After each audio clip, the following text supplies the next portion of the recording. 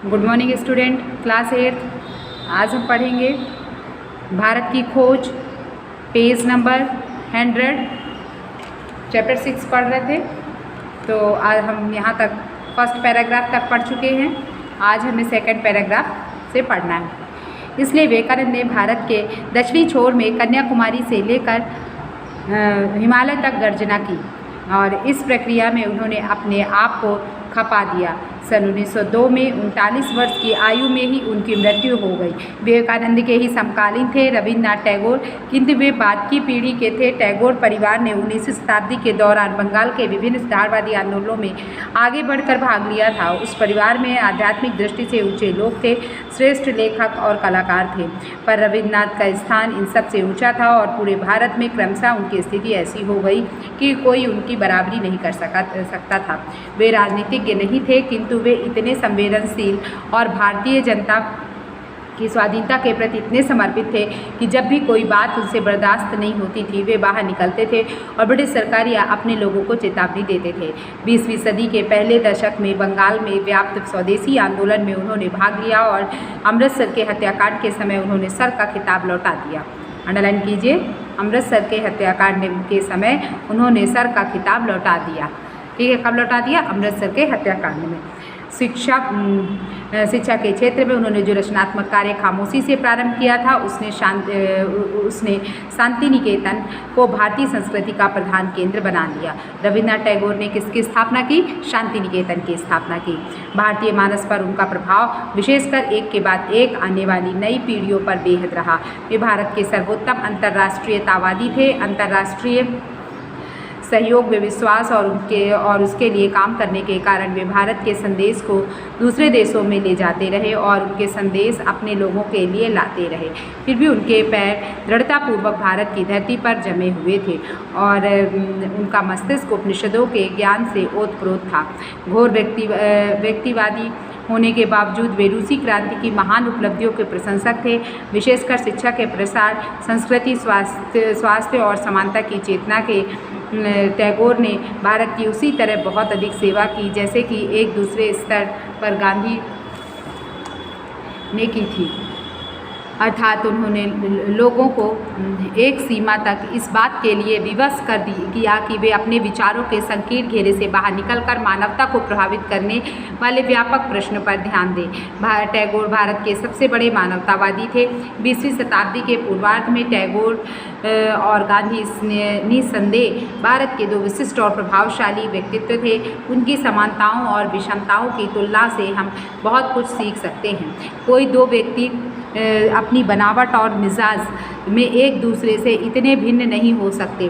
टैगोर संभ्रांत कलाकार थे जो सर्वहारा के प्रति सहानुभूति के कारण लोकतंत्रवादी हो गए थे। गांधी जो विशेष रूप से जनता के आदमी थे, भारतीय किसान का साकार रूप थे और भारत की दूसरी प्राचीन परंपरा का प्रतिनिधित्व करते थे।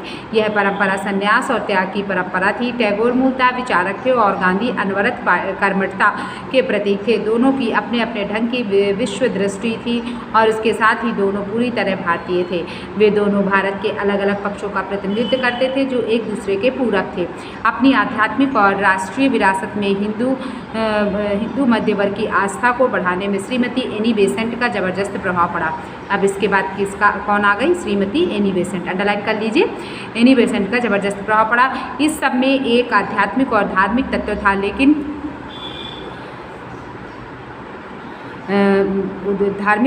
था, लेकिन साथ ही उसके पीछे सुदृढ़ राजनीतिक पृष्ठभूमि भी थी। उदीयमान मध्यम वर्ग का झुकाव राजनीतिक था और वह किसी धर्म की तलाश में नहीं था।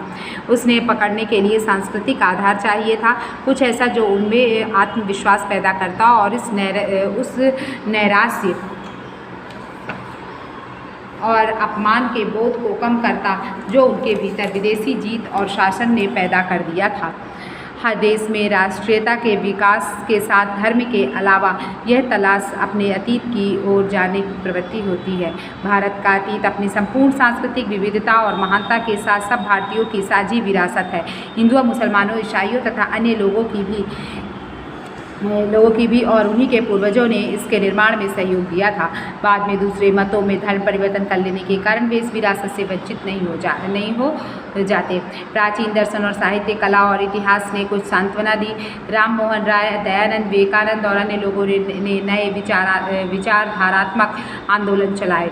एक ओर उन्होंने अंग्रेजी साहित्य की समृद्ध साहित्य धारा से रसपान किया, वहीं दूसरी ओर उनका मानस भारत के प्राचीन मनीषियों और शूरवीरों के विचारों और कार्यों से और उन पुरागाथाओं और परंपराओं से भरा था जिन्हें उन्होंने अपने बचपन से आत्मसात किया था। इसमें से बहुत सी बातें मुसलमान जनता में भी समान रूप से प्रचलित थीं। वे लोग परंपराओं से भली भांति परिचित थे, लेकिन धीरे धीरे विशेष रूप से उच्च वर्ग के मुसलमानों के द्वारा यह महसूस किया जाने लगा कि उनके लिए उन अर्ध धार्मिक परंपराओं से जुड़ना बहुत मुनासिब नहीं होगा। इन परंपराओं को बढ़ावा देना इस्लाम की भावना के विरुद्ध होगा। उन्होंने अपनी कौमी बुनियाद दूसरी जगह तलाश की। कुछ हद तक उन्होंने उस भारत के अफगान और मुग़ल युग में पाया, लेकिन उससे खाली जगह पूरी तरह नहीं भर पाई। गदर के बाद भारत के मुसलमान इस असमंजस में थे कि वे किस ओर मुड़े। ब्रिटिश सरकार ने जानबूझकर हिंदुओं की तुलना में उनका दमन कहीं अधिक किया और इस दमन का प्रभाव विशेष रूप से उन मुसलमानों पर पड़ा जिनसे नया मध्यम वर्ग या बुजुर्गा वर्ग पैदा होता है। सन 1870 के बाद उनके प्रति ब्रिटिश नीति में धीरे धीरे परिवर्तन हुआ और वह उनके अधिक अनुकूल हो गई। इस परिवर्तन का विशेष कारण ब्रिटिश सरकार की संतुलन की नीति थी। फिर भी इस प्रक्रिया में सर सैयद अहमद खां की महत्वपूर्ण भूमिका रही। उन्हें इस बात का भरोसा था कि वे ब्रिटिश सत्ता के सहयोग करके ही मुसलमानों को ऊपर उठा सकते हैं। वे इस बात के लिए बहुत उत्सुक थे कि ये लोग अंग्रेजी शिक्षा को स्वीकार कर लें। उन्होंने यूरोपीय सभ्यता को जिस रूप में देखा था उसका उन पर गहरा प्रभाव था। वास्तव में यूरोप में से लिखे उनके कुछ पत्रों में से जाहिर होता है कि वे इतने चकाचौंध थे कि उनका संतुलन डगमगा सा गया था। सर सैयद उत्साही सुधारक थे और वे आधुनिक वैज्ञानिक विचारों के साथ इस्लाम का मेल बैठाना चाहते थे। वे नए ढंग की शिक्षा को बढ़ावा देना चाहते थे। राष्ट्रीय आंदोलन के आरंभ से वे भयभीत हुए क्योंकि उनका विचार था कि ब्रिटिश अधिकारियों का किसी भी तरह का विरोध करने के कारण उन्हें अपने शैक्षिक कार्यक्रमों में उनकी सहायता नहीं मिलेगी। उन्हें यह सहायता जरूरी मालूम होती थी, इसलिए उन्होंने मुसलमानों में ब्रिटिश विरोधी भावना को कम करने की कोशिश की और उन्हें नेशनल कांग्रेस से जो उस समय आकार ले रही थी हटाने की कोशिश की। ये है नेशनल कांग्रेस की स्थापना जो उस समय आकार ले रही थी, हटाने की कोशिश की। अंडरलाइन कर लीजिए। उन्होंने जिस अलीगढ़ कॉलेज की स्थापना की उसका एक घोषित उद्देश्य था भारत के मुसलमानों को ब्रिटिश ताज की योग्य और उपयोगी प्रजा बनाना। वे नेशनल कांग्रेस का विरोध इसलिए नहीं करते थे कि वे उसे विशेष रूप से हिंदू संगठन समझते थे। उन्होंने उनका विरोध इसलिए किया क्योंकि वे अंग्रेज़ों की सहायता और सहयोग चाहते थे। उन्होंने ये दिखाने की कोशिश की कि कुल मिलाकर मुसलमानों ने गदर में हिस्सा नहीं लिया और वे ब्रिटिश सत्ता के प्रति वफादार रहे। वे किसी रूप में हिंदू विरोधी या सांप्रदायिक दृष्टि से अलगाववादी नहीं थे। उन्होंने कहा, याद रखो, हिंदू और मुसलमान ये शब्द सिर्फ धार्मिक अंतर बताने के लिए है, वरना सब लोग, चाहे वे हिंदू हों या मुसलमान, यहाँ तक कि ईसाई भी जो इस देश में रहते हैं, इस दृष्टि से सब एक ही राष्ट्र के लोग हैं। सर सैयद अहमद खां का प्रभाव मुसलमानों में उच्च वर्ग के कुछ लोगों तक ही सीमित था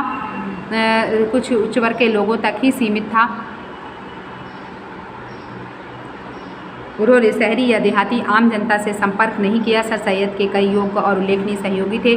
सर सैयद अहमद अपने प्रयत्न में इतनी दूर तक सफल हुए कि मुसलमानों में अंग्रेजी शिक्षा आरंभ हो गई और उनका दिमाग राजनीतिक आंदोलन से हट गया। एक मुस्लिम एजुकेशनल कॉन्फ्रेंस शुरू की गई और उसने नौकरियों और दूसरे पेशों में उभरते हुए मध्यम वर्ग के मुसलमानों को आकर्षित किया।